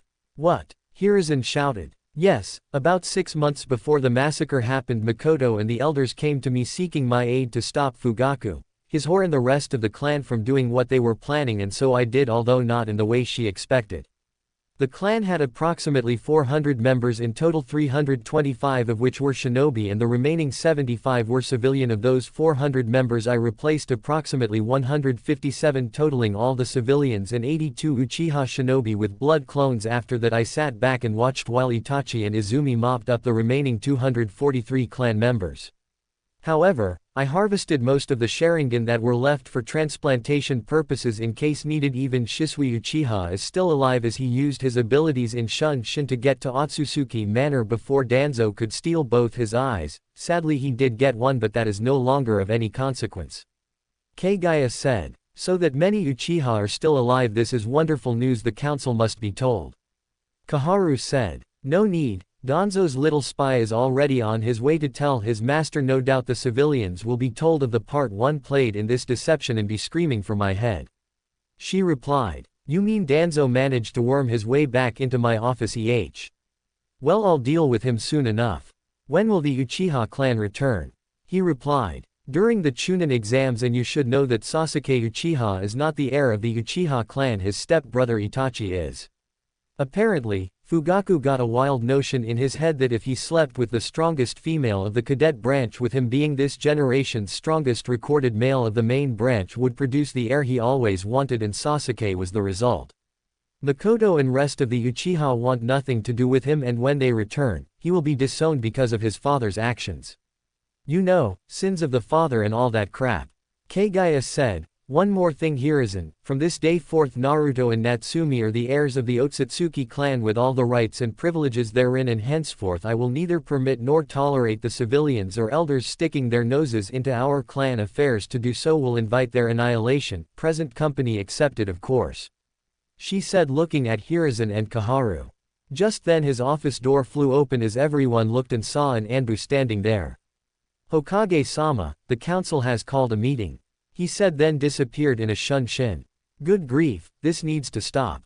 Tsunade, I want you, Kagaya, Kikyo, Akane, Yoruichi, Midoriko, Madara and Jiraiya to wait in the shadows in the council chamber. You will know when it's time to make yourselves known. Hiruzen said, getting up and walking to the council chamber with Kaharu following close behind. On their way, Hiruzen snapped his fingers and summoned two Anbu. Neko, there you will inform Anko, Kurenai, Hana and Yakumo Kurama that their presence is requested in the council chambers, and wait for Naruto outside of the tower to make sure he arrives unobstructed. Yes, Hokage-sama, they said, leaving. So Neko, must feel good to have Naruto-kun back. Bear said. Yes, it is, the first chance I get he is getting a big kiss from me. She replied. Meanwhile at Otsutsuki Manor, Naruto was laying in the grass in the backyard with three lovely young women next to him when his family returned to the touching scene and decided to leave them be. Ino was occupying his chest, Hinata had taken his right arm with her head on his shoulder, and Satomi had taken his left. Naru-kun, you are being summoned. Ino said. Naruto looked at his fence, and just behind it was a blank masked Anbu with the kanji for ne on the front and the center. Otsutsuki, a council meeting has been called, you will come with me. The Anbu demanded. Two things, 1, I know where the council chambers are, I don't need an escort. And 2, I don't take orders from root scum. Tell your master my response word for word, I want him to know his days are numbered. He said, going back to his ladies. Well, sadly our time has come to an end. He said. What happened, Naru-kun? Satomi asked. I just had a visit from one of Danzo's ilk. A council meeting has been called. Most likely because they now know I have returned, or Sasuke went bitching to them because I wouldn't give him my techniques. He replied. Or both. Ino said. Can we come with you? I don't see why not. However, when we get there you must stand behind your respective clans just in case Danzo or the civilian council tries anything. He replied, getting a nod from each of them. Naruto, Ino, Satomi and Hinata disappeared in a flash step and were standing outside council chambers and were about to enter when two root agents stopped him and demanded his weapons, more specifically the sword of his left side. His response was to promptly remove their heads. Neither one of his ladies batted an eye at the gruesome scene, as they knew all about Danzo and Root from their parents and really didn't like them at all, so to see their fiancé kill two Root agents in cold blood without hesitation was kind of a turn-on for them. Just then Naruto kicked the council chamber doors off its hinges and announced himself. "Be silent, demon, we are the council, we own you and you will show us proper respect." One fat councilman shouted, only for Naruto to brutally kill him right then. The demon killed a member of the council. "Anbu, kill the creature before he kills us all," another ignorant council member shouted. 10 Root agents jumped out of the shadows and drew their weapons. Then, much to the shock of the grinning and greedy civilian council members, a bright flash of white light occurred and the Root agents were sent through the air as after images of Naruto were seen beheading each one. Think Yoruichi's fight with Soifun during the Soul Society arc, it's the same technique. Just then Naruto appeared in front of the civilian council and immediately killed the last councilman that called him a demon and said, "Are you worthless bugs done wasting my time? If so, I'm going home." Actually, Naruto, we called you here for 2 reasons. 1. Some people wanted to say hello to you, and 2. One Sasuke Uchiha has claimed that you stole Uchiha clan techniques from his clan library. But first, ladies, here is and said. Naruto was tackled by Tsunade Hana, Yugao, Kurenai, Anko, Yakumo, Kurama and Mebuki, and Rose Haruno giving him hugs and kisses and welcoming him home. Just then the yell of a councilman rang out throughout the room. "Mebuki, Rose, what is the meaning of this? Remove yourself from that thing this instance. Be quiet. You were always a fool, Arashi. There was a time that I loved you, but after the Kyuubi attacked 14 years ago you changed and shortly after started attacking Naruto-kun for no reason. It was then that Rose and I started distancing myself from you, and then I discovered that you were the one that orchestrated the mob that attacked Naruto-kun when he was 8, that almost killed him. That was when I decided that I no longer loved you and started to plan for my divorce from you. As of this moment, commoner scum, you are no longer part of the Haruno family." Mebuki said. "Okawa-chan, why?" Sakura asked. "Sakura-chan, come here, sweetie. You see, between myself and your father I was of noble birth and your father was a commoner. When we married, clan law dictated that when he married into our family that he shed his family name and take the Haruno name, as I was clan heir and next in line to be head, and he would be clan head in name only. In our marriage agreement there was a clause that stated that in the event of a divorce that your father was to lose his parental rights and be banished from the clan with only what brought into the marriage and nothing more. As of this moment that thing is no longer your father due to violating our most basic tenet. He took part in the neglect and physical abuse of a child, and not just any child, the son of Kagaya Otsutsuki, or as we all knew her, Kushina Uzumaki, and my godson. K. Sakura's redemption right here. You mean? Sakura asked with a gleam in her eye. Yes, Sakura-chan, since Naruto-kun is my godson, that makes you and Rose his god siblings.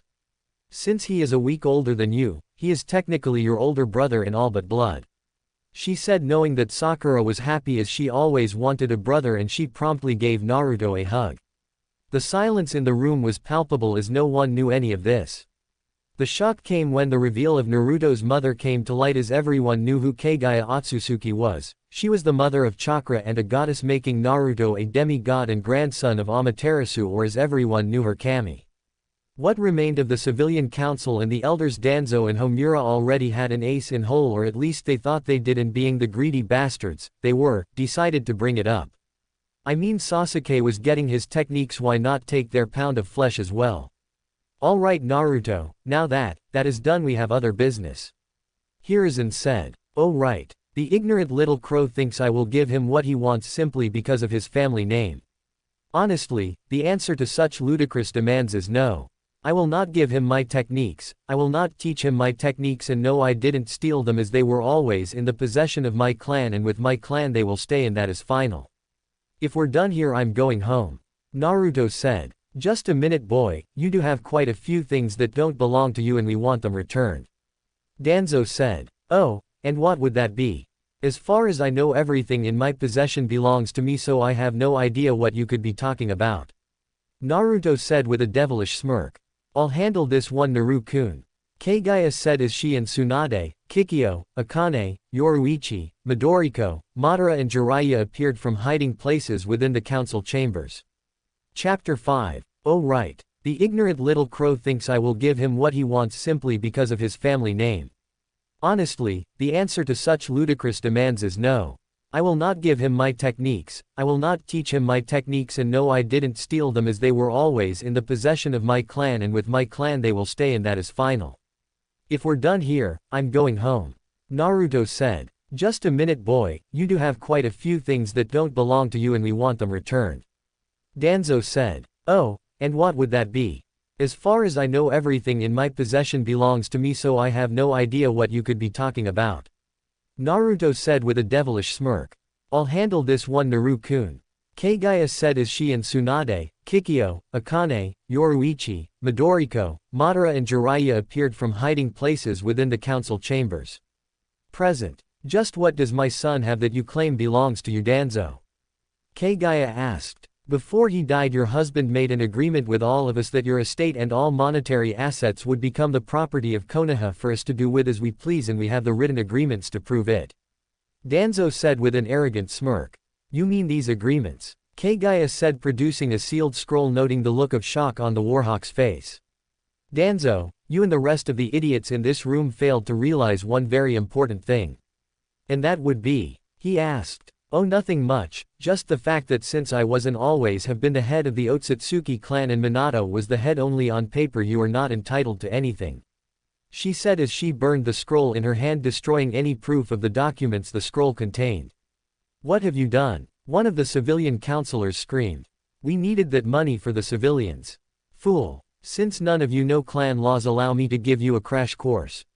My clan, the Otsutsuki, was the first shinobi clan of this world, as well as the progenitor of every Kekkei Genkei in existence, and in terms of noble status we are higher than even the daimyo of Hai no Kuni, as is the branch clans under our banner, whereas the Namikaze is a very low-level noble clan compared to us. They are nothing more than commoners. When we married, he took my name instead of me taking his, therefore making him the head of the branch family with no real authority beyond that, since the overall decisions on the direction the clan took in the present as well as the future still rested with me as the true head of the clan. When Minato made those agreements with you all, he not only challenged my rights and status as head of the clan but also that of my children as my heirs. Were he not already dead, I would kill him myself. Kagaya said. Anbu. Kill this whore. A civilian council member shouted. As three Anbu made their move, the Hokage made his and killed the offending Anbu and civilian that gave the order. Hiruzen, what is the meaning of this? You just killed your own ninja. Homura shouted. Wrong, and it's Hokage-sama to you. The ninja of this village answer to me and me alone. Any ninja that follows the orders of the civilian council is not one mine and will be killed on charges of treason, just as those three were. I am Hokage, my word is law. This is a ninja village, and as such it is a dictatorship, not a democracy. Is that clear, Homura? Hiruzen replied. Yes, Hokage-sama. He replied. But Hokage-sama, what about our agreements with Minato? As the agreements were not legal in the first place, they are null and void, he said. When he said this, the civilian half of the council erupted into chaos.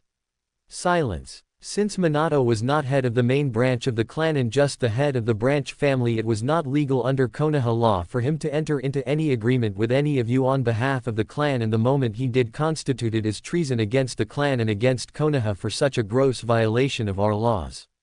Each and every one of you knows the laws just as I do, and the moment you signed those agreements it was considered treasonous, and as such, I could have all of you executed right here. However, as I am merciful, I shall refrain. I did not, however, say that Tsunade couldn't punish you for your crimes against her. He said. Hiruzen, what crimes did we commit against Tsunade? Danzo asked. That's Hokage-sama to Danzo, but since we are on the subject, why don't I let Tsunade tell you herself? He said as everyone looked at the Slug Queen. You want to know what crimes you committed against me, do you? Well, 14 years ago on the night of October 10th, the day the Kyuubi attacked, you told me my fiancé was dead, and then for 8 long years ensured I stayed away so you could beat him to near death when you were in the mood. She yelled as everyone now understood what she was referring to. What happened next shocked everyone as no one was expecting it. She immediately flared her ki and proceeded to give them 8 years of beatings Naruto endured back 100-fold. All anyone heard was the sound of flesh hitting flesh, bones cracking and blood splattering on the floor of the council chambers.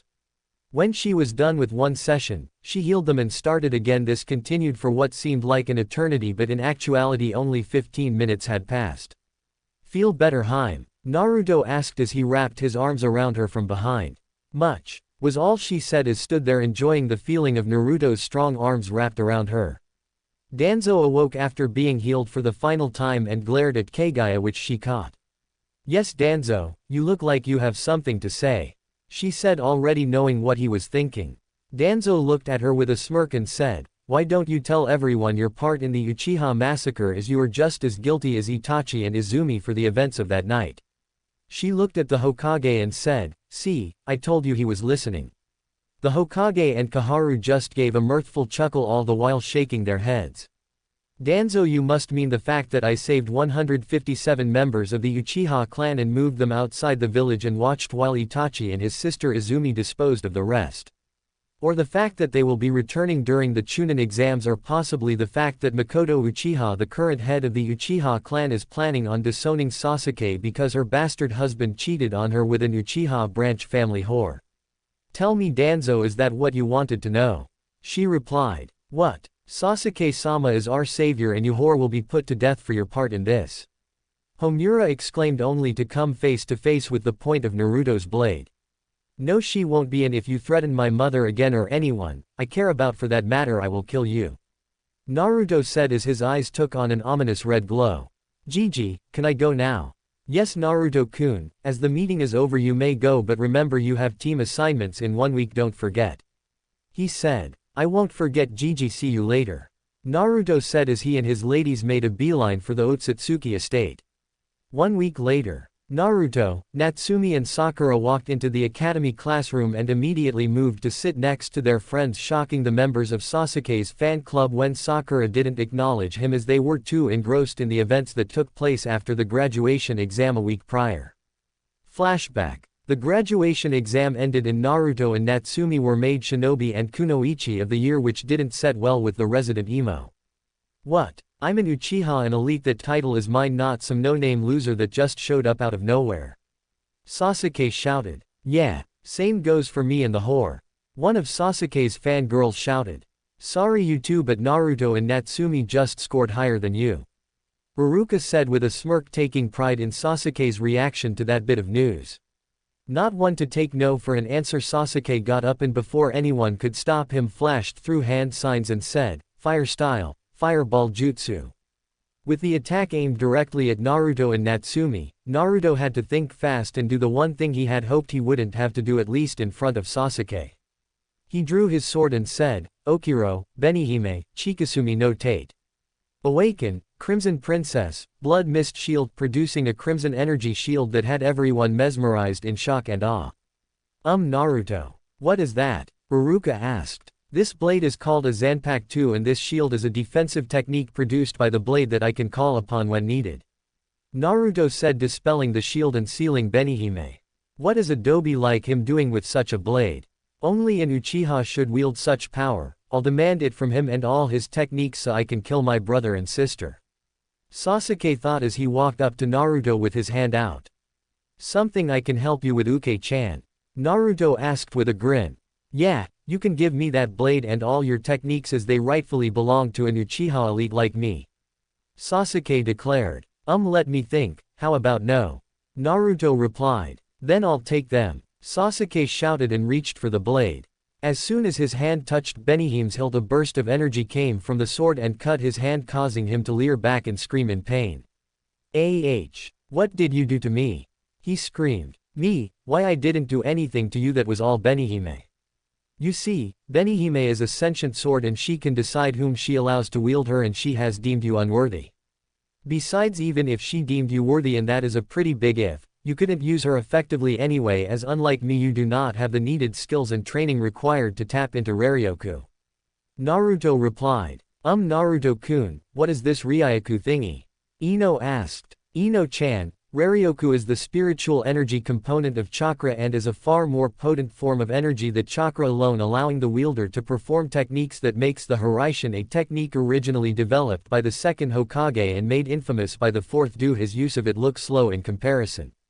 Naruto said, shocking everyone including oddly enough Sasuke and Kiba into silence, considering both had a habit of shooting their mouths off. This isn't over, Dobi. I will go to the council with this and they'll make you give me what I want, count on it. An enraged Sasuke said. Ni-san, I thought you said you'd kill him if he did this again. Natsumi said. You were correct, I did. However, thinking back on it, I've realized that if I leave him alone, he'll most likely get himself killed before I could do anything. Besides, I gave Hokage Gigi my word that I personally wouldn't act unless he really up, which he hasn't yet, but rest assured he will, and when he does, I will remove his head. Although, I may not have to anyway. Once the true facts about the massacre come to light, all his support will go away anyway, so I'll just sit back and watch as he self-destructs on his own. Naruto said with a grin resulting in a glare from Sasuke. Flashback end. Iruka and Mizuki walked in and saw that everyone was in an uproar. Having had enough, used his big head jutsu to shut everyone up.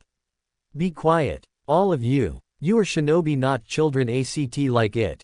Now, if all of you will shut up, I'll tell you what teams you will be on.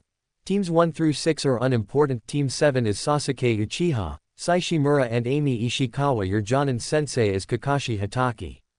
Team 8 Hinata Hyuga, Kiba Inuzuka and Shino Aburame. Your Jonin sensei is Kurenai Yuhi.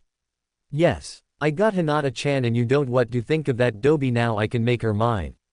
Kiba shouted. Kiba. Hinata shouted with her Byakugan on full blast, getting his attention. If you try anything, I'll neuter you slowly with a rusty kunai. With a sadistic grin on her face, Hinata took note of how quickly every male in the room save for Naruto crossed their legs.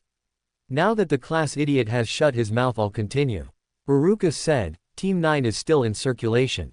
Team 10 is Ino Yamanaka, Shikamaru Nara and Choji Akamichi. Your Jonin sensei is Asuma Sarutobi, and finally, due to their scores, Team 11 is Naruto Otsutsuki, Natsumi Otsutsuki, Sakura Haruno, Yakumo Kurama and Satomi Hyuga. Your Jonin senseis are Anko Midarashi, Midoriko Uchiha, Yugao Izuki and Naruko Otsutsuki. I wish all you good luck and good fortune on your careers. Iruka finished as Mizuki left. Before leaving, Mizuki looked back at Sasuke, knowing how pissed the little brooding emo was at Naruto getting special treatment, and hatched a plan to use him. He would get the forbidden scroll and deliver the little brat to Orochimaru. 2 birds, 1 stone, if he only knew how that plan would blow up in his face. Immediately after Iruka and Mizuki left, Naruto and his teammates got up to leave. Where are going, Dobi? Sasuke asked. My teammates and I are going back to Otsutsuki Manor to meet up with our senseis, not that it is any of your business. Naruto replied as he and his teammates left. As they left, they ran into the other senseis, well, everyone except Kakashi, and stopped to warn them. Kurenai sensei, Asuma sensei. He greeted. Naruto, you and Natsumi are doing well, I hope. Asuma said. Yeah, but I needed to warn you. Keep your eye out for Kiba and Sasuke respectively. They seem to have a very large entitlement complex and believe they can do whatever they want to whomever they want, and I am afraid they'll go after Ino and Hinata. Don't turn your back on either of them. Oh, and bring your teams by Otsutsuki Manor later. And Kurenai, leave Kiba at home. He said, getting nods from both, and went on his way. Mom, I'm back and I brought my team. Naruto said as he entered his home. Naru-kun. Yugao shouted as she gave him a hug and a kiss. I was so happy you came back. She screamed as she pushed Naruto's head into the heavenly valley that was her cleavage. I missed you too, Yu-chan. He replied. Okay, Yugao-chan, you can hug him to death later, for now we have something important to take of. Enko said, getting a pout from Yugao before she let go of Naruto. Alright Gakis, we need to get to know each other. Enko said. Naruto-kun, you're first. Alright. My name is Naruto Uzumaki Uchiha Senju Otsutsuki. I like my family, friends, fiancés, training, creating new techniques, ramen and dango. I hate arrogant fools, rapists, most of the civilian and elder council as well as most of Konoha for ruining my childhood. Naruto said as Anko and Yugao, Yakumo and Satomi blushed while Sakura, Natsumi, Midoriko and Naruko just smiled. Alright Natsumi, your turn. Yugao said. Alright. My name is Natsumi Uzumaki Uchiha Senju Otsutsuki. I like my friends, sisters Naruko, Sakura and my soon-to-be sisters Anko ne, Yugao ne, Satomi ne and Yakumo ne, training, creating new techniques and Midoriko Oba-chan's beef teriyaki with stir-fry. I hate arrogant fools like our resident gay emo duck but Uchiha, Kiba Inuzuka, Neji Hyuga, the civilian council, most of the elder council, arrogant power-hungry fools, rapists and most of Konoha for their treatment of my big brother. She said as her grandmother and her big sister Naruko smiled at her. Alright Sakura, you're up. Naruko said. My name is Sakura Haruno. I love my mother. I like my friends, as well as my teammates and senseis with whom I am looking forward to working with to become a great kunoichi like Tsunade-sama. I hate my father and the civilian council as well as Danzo and Homura from the elder council. She said. Alright Yakumo, Satomi, you are next. Midoriko said. My name is Yakumo Kurama. My likes and dislikes are the same as everyone else, the only difference would be that my hobby is painting pictures in my free time. She said. My name is Satomi Hyuga. I love my family including my fiancé and soon-to-be sisters. I hate the Hyuga Elder Council except for my grandparents whom I dearly love. I also hate my cousin Neji and wish to kill him for personal reasons I will not discuss. I also hate the Civilian Council and most of the Elder Council for their constant interference in my family's affairs and the death of my uncle which Neji blames on my sister Hinata and I while showing cruelty to little Hanabi at the same time, which is part of the reason I want him dead. Like my sister Hinata, I enjoy spending time with little Hanabi, flower pressing and training with my family's gentle fist style. Satomi said. Alright, no, before you go you will all follow Naruko to a special place here within Otsutsuki Manor and meet back here for training tomorrow at 7 AM sharp, you are dismissed. Midoriko said as they all followed Naruko to a large door that led to the armory. Alright you lot, while this doesn't apply to Naruto and Natsumi because they have already done what the rest of you are about to. Now once you enter you will see swords lining the wall. Those blades are called Zanpakuto. They are sentient blades and they will make the determination on whether or not you are worthy to wield them. If you will hear a voice calling out to you. That voice will speak a name. Call the name aloud to make a bond with the blade. Also, some of them have the ability to bestow a Kekkei Genkei upon the wielder if the right elemental affinities are present, so don't be surprised if you lose consciousness while you're in there.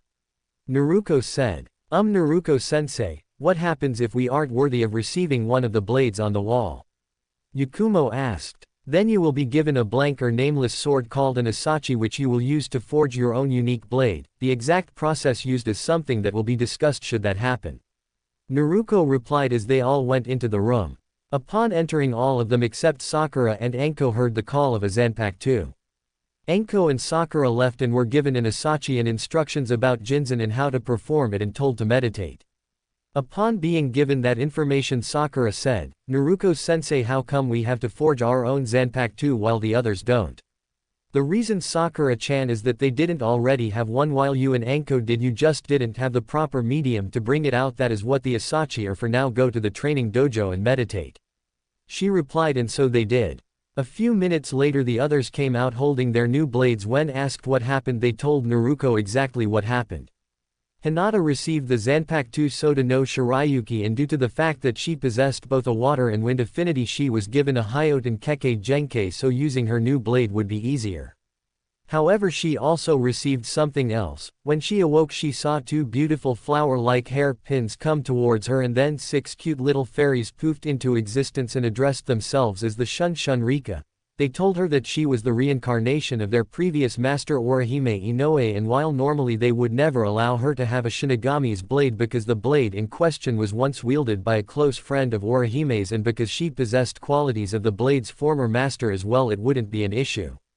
Satomi a massive water affinity so much so that it made the Nadaime Hokage look like a child in comparison. Because of this she gained possession of the Zanpakuto Nejibana and a water-based Kekkei Genkei called Genshi Ryutai Atsu or atmospheric hydro pressure, but due to the massive mouthful she decided she would just hydro style and would practice in secret away from the Hyuga Elder Council so as not to cause problems much like her sister Hinata would. Due to Yugao's extreme speed in combat she received the Zanpakuto Shinso because of the speed of its extension and retraction, something Yugao could very easily exploit to her advantage in combat.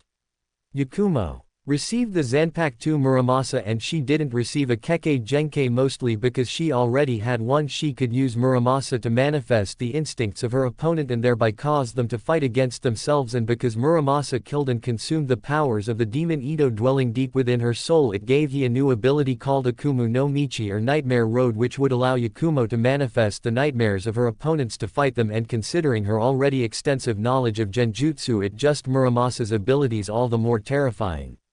When they were done explaining what happened in, walked Anko and Sakura, and they explained the name of their Zanpakuto. Anko's was named Habi no Ojo. In its sealed form it was a single-bladed katana, but in Shikai it became a dual-bladed katana and giving it the appearance of snake's fangs. The Shikai only had two abilities that were constantly active, one called Dokuga or Poison Fang, which, as the name suggests, the blade was coated in an extremely fast-acting and lethal neurotoxin, and no strike meant instant death. The next ability was called Slither and gave Anko an increase in speed, increasing her already impressive speed and reflexes, and also gave her the Kekkei Genkai swift release to increase her speed even further. Sakura's was called Chikyu no Megami, or Goddess of Earth, due to her extremely high earth affinity, and its Shikai took the form of two gauntlets on her arms that gave her absolute of the earth around her. When she asked Chikyu no Megami about it, she was told the ability was always active and called Chikyu Major Earth Bending. Sorry, couldn't resist. I love Avatar: The Last Airbender and Legend of Korra.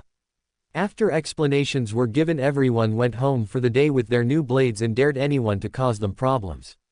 2 weeks later. After 2 weeks of intense training, they were finally ready for a mission outside the village, and the Hokage agreed, and it couldn't have come at a better time.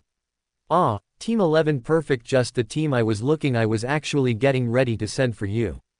The Hokage said. What's wrong, Gigi? Naruto asked. Team 7 got themselves in jam, so I am sending you along with Team 8 to the Land of Waves.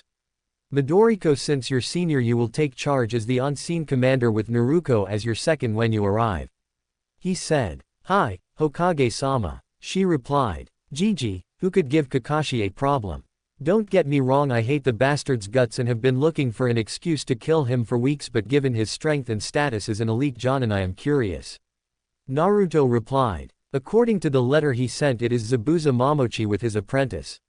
He replied. After those words were said, Naruto and Natsumi raced out of the room worried and angry.